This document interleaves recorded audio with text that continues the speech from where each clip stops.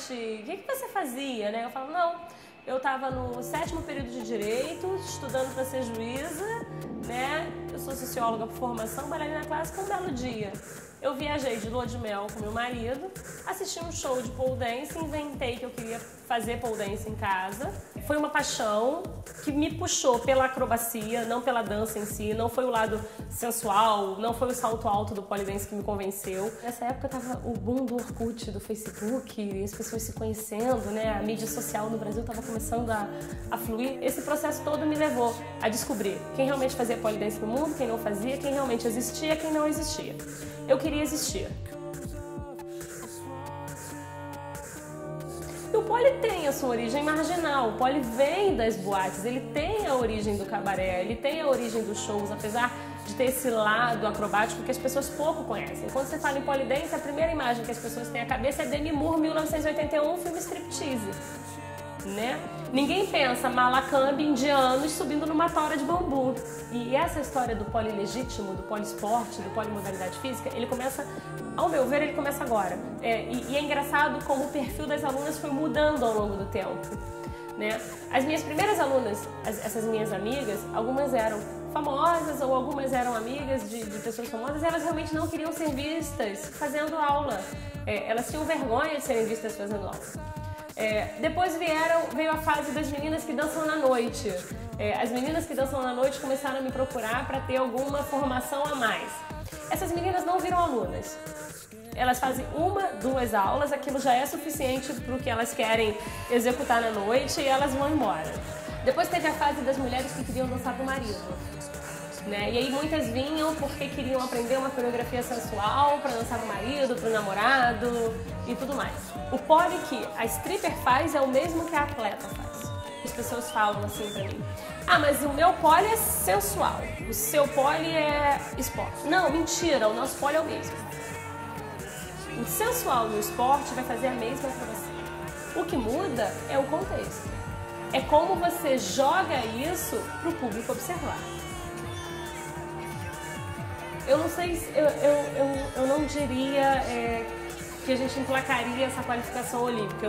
Para mim isso é um caminho sempre, é uma meta sempre inatingível. É um caminho a ser percorrido, mas sempre inalcançável. Então eu fui para a China, para o Japão, para toda a Europa, né? Eu fui aos 5 continentes, né? Eu visitei todas as escolas do mundo, eu conheci todos os campeonatos mundiais, eu fui jurada de todos eles praticamente, eu conversei com todas as atletas que faziam pole, eu fiz esse trabalho durante 2 anos. E ao longo desses 2 anos eu descobri que o pole, ele era uma atividade muito mais amadora do que eu pensava. Eu levei uma atleta para competir no Japão. Quando ela chegou lá, ela competiu, no final de tudo, eu era jurada nesse campeonato. No final de tudo, a mesa olha e fala assim: e aí, quem vocês acham que deve ganhar? Cara, eu saí do Brasil, eu gastei uma fortuna para ir pro Japão, não tem regra. E as notas não servem para somar? Né? Não tem nada. E não era só esse campeonato, todos os campeonatos são assim. Todos são subjetivos, não tem quantidade de movimentos, não tem qualidade de movimentos. Então eu olho a atleta A e acho que ela é mais bonita que a atleta C, então eu vou dar uma nota para ela, eu julgo 30 meninas, ao final de 30 eu não sei quem eu julguei no início, né? Campeonatos completamente subjetivos. A gente meio que virou uma pedra no sapato de todas as outras federações do mundo, porque aí a gente começou muito rápido a exigir coisas que na verdade era o que as atletas queriam, e isso obrigou a que todas as outras federações que cumprissem essa mesma rotina. Então os campeonatos tiveram que começar a ser mais justos, mais claros. E nisso a gente lançou um código de arbitragem.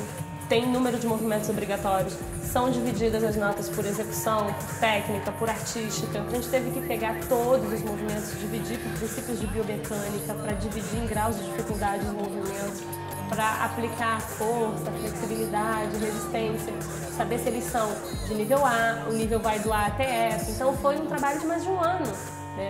E ele vai ser aceito, ele pode não ser perfeito, mas ele é um projeto, ele é um piloto, ele precisa ser praticado para que ele possa ser melhorado, para que outras pessoas possam criar códigos até melhores, né? Mas um tem que ser feito, um tem que nascer. Você chega a ter 5 ou 6 federações mundiais. Qual dessas é a mais legítima? Não existe.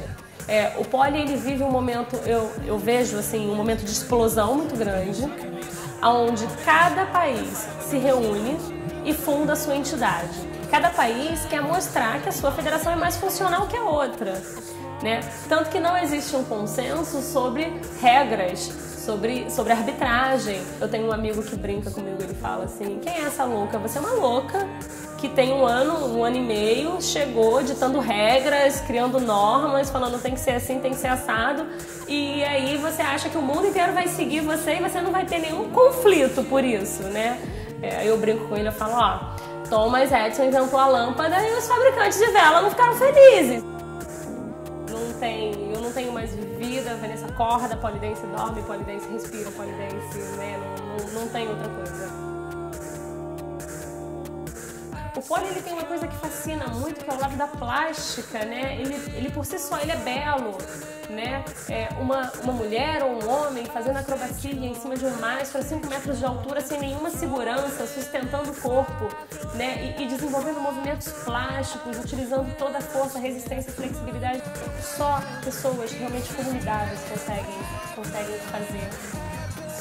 Eu faço todos os movimentos que qualquer atleta top faz e eu nunca participei de uma competição. Eu não tenho uma veia competitiva. Eu falo para as meninas, elas morrem de rir, eu tenho um grande defeito. Eu não sei perder, então eu não sirvo para competir. Elas vivem uma rotina louca. A Marião acorda às 6 da manhã todos os dias para treinar. Não importa em que país ela esteja, se ela deu 10 horas de aula num dia anterior ou não. Porque ela tem uma meta a cumprir e ela quer ser melhor. Muitas melhores surgem a todo momento. Então essas meninas, elas são movidas por essa paixão, por essa vontade de se superarem e não perderem esse posto. E o poli é suficiente para render frutos financeiros para essas meninas, né? Por que tanto amor? Elas ganham dinheiro com isso? Aonde elas querem chegar? Então, hoje a gente tem uma menina de 18 anos que é um talento, é uma revelação, que na verdade tem uma história super curiosa, porque a Bianca chegou aqui com 17 anos, 16 para 17, vem de uma comunidade daqui do Rio, chegou aqui para ficar na recepção para mim, que eu ia ficar um mês fora viajando. Quando eu voltei de viagem, a Bianca fazia todos os movimentos que a minha professora, que trabalhava para mim na época há 3 anos, já não sabia fazer ainda. A Bianca era um talento. Em 1 ano e meio ela ficou super flexível, ela já veio forte. Hoje ela está entre as 7 melhores do mundo. Né? E ela só tem 2 anos e meio de prática. Eu fui citada numa ação, né? Numa ação de indenização, era um curso que uma menina fez, aí ela queria o dinheiro de volta e tudo mais, aí a federação foi citada, né, para poder ir lá. E eu falei, cara, que comédia vai ser ir numa audiência com um juiz para falar de polidense, né? E aí eu sentei na sala de audiência e falei assim pro juiz. A primeira frase que eu falei foi: o poli é uma prática esportiva. Aí ele olhou pra minha cara e falou: eu sei. Né? Então assim, e aí nessa hora eu penso, bom, cumpri meu papel.